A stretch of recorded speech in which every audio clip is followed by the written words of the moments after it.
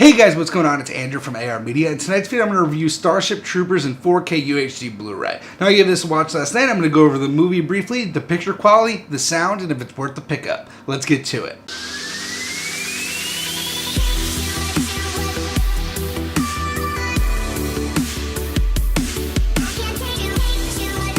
So I watched Starship Troopers last night, and I actually thought that I never saw this before, but I actually did see this before. I saw it a long time ago, so this came out when I was 7 years old, and back then I clearly couldn't get what this movie was really about. So this is like a cheesy B sci-fi movie, but really that's what it appears to be at the forefront. But really this is just a huge satire on fascism and war, and I thought this movie from the get-go was hilarious. I think the acting was hilarious on purpose. I think at the time when this came out, a lot of people didn't realize that they picked hollow actors on purpose. They made them seem hollow. Neil Patrick Harris in this is so funny to me. I think that his lines are, how he delivers his lines is just fantastic. But overall, I really like this movie. Once I heard it was a cult movie, I blind bought it because I'm just into cult movies with rewatchability, and this definitely has it. It's just super cheese movie with tons of blood, tons of gore, and it's just a fun movie to watch. Can't wait to watch this with a group of friends.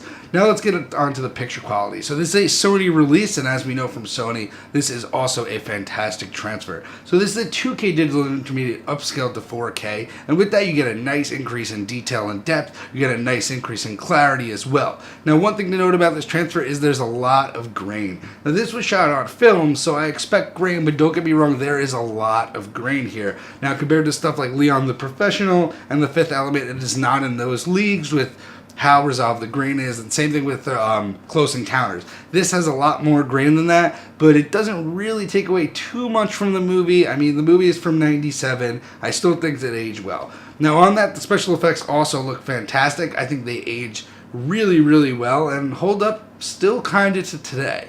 Now let's get to the star of the show, the HDR, and the HDR here is on full blast. At times I actually think it's oversaturated. The movie is super colorful, from the beginning scenes where they're playing the futuristic indoor football to the battlefield where they're fighting the arachnoids or whatever they're called, the big bugs in the desert. I mean, the one scene where Rico throws the grenade inside the big bug, I forgot what his name is, like the huge beetle thing, and that thing explodes with fire and orange goo goes everywhere. I mean, that orange is so vibrant. The colors here are really nice, vibrant, pop off the screen, saturated colors. There's a lot of different tones within the colors.